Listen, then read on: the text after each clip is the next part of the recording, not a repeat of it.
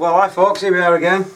Getting towards the middle of February now. It's the first thing that I sow every year, and that's my chilies. So I'm going to do a little bit of a dead basic chilli sowing video, but as well as that I'm just going to have a bit of a waffle about a new sort of trial I'm going to do. Because the chilies I grow are called Joe's Long, which are an F1 hybrid, which means, I think, that they're bred by crossing two specific different plants to get the desired plant you want. So you end up with some kind of freakish thing like that. That's why I grow them, because they're great. That's one I've still got growing. It's just starting to dry out. And they've always said you can't take your own seeds from an F1 hybrid, because if you resow them again, the resultant fruit will be either one or the other of the parents that bred to make the plant. But then I've heard differing views from some of the top show growers that they've actually been reselecting F1 hybrid tomato varieties, some of them, and they've been getting exactly the same fruit. And the only difference was that they got fewer seeds in, which means that they might have just reverted back to the male strain, male side of it. But apart from that, they've been actually improving the strain by replanting a hybrid, which is supposed to be rubbish, but there you go. So I thought, I'm going to try it, because these, if you look at the seed catalogues, they're always expensive. I'm getting 10, look, pack contents, 10 seeds.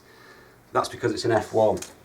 If you go for one like Prairie Fire, pack contents, 50 seeds, because you can take the seeds from any generation of plant and they come true to seed, just like that. That's what I do. I just take, well, like I said, I've got a fresh pack here, just to show you the packet. But I've been taking my own seeds. So this year I'm going to do a bit of an experiment. So I've got one of my dried chili peppers here, which hopefully should have some seeds in, if I can get them out. Yep, seems to have, and they seem to be dry. And I'm going to have a go at planting them and see what the result is. Being a thrifty Yorkshireman, you know, and if it does work, because you get about 100 seeds in each chilli. So there are the seeds. I'm a bit cramped here actually. So I've got some seeds there. And I'd be interested to know if anybody else was going to do the same. You know, say you've got an F1 tomato or something, if you sowed the seeds from that tomato, what you ended up with next year. So basically all I'm going to do is, I've got some seed compost, I'm just going to make a tiny little indentation. And because chilies actually benefit from being in the light a tiny bit, don't cover with too much compost, and don't keep the light excluded.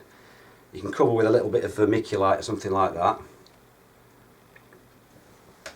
And apparently a little bit of light does aid with germination, so they say. So like I say, don't germinate them in a dark room, because you might have a bit of problem.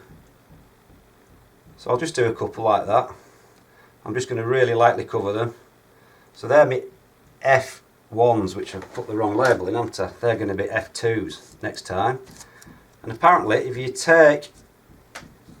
do this, what I'm doing, plant an F1, take the resultant seed, the next year it then becomes an F2, and if you take the seed from an F2, the next year it becomes an F3, and so on and so on.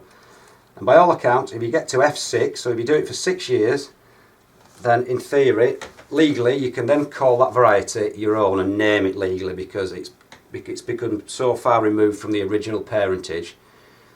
God knows what it'll look like, but that's what you can call it. Once it gets to F6, I think they said on the internet, might be a load of rubbish like a lot of things are on the internet, but if it works and I get a giant one, even bigger chilies like that, I'm going to call it my own. So that's it. Like I say, I'm just going to sow some Joe's Long, because I think they're great, and my little favourite Prairie Fires, which are the little hot bushy ones, which only grow about 12 inches maximum, and you can take the seed from your own chili plants and plant them, so which is good, because they're an open pollinated variety, or probably heirloom variety is what they call them. So like I say again, I'm just going to put a couple of seeds in and just very, very lightly cover with a couple of millimetres of compost. I'm just going to water those in, put them in a propagator at about 70 degrees Fahrenheit, 20 degrees C, and they should be up in about 7 days to 14 days. So basically, it's not really an instructional video, it's just a bit of a just a thought and a trial about what I'm going to do this year by replanting my own F1s, chilies, and seeing what we end up with next year. It might be the same sort of chili but absolutely red hot or really, really mild. Or it may be a tiny one that's red hot, who knows, that's it. But it's just an interesting, and if anyone's going to try it, let us know and let us know what your results were, and give us a, put a message in and tell us how it fared. So that's about it, folks. First bit of sowing done. I'll just be watering these in now, put them in the propagator, and then we're off and running this year.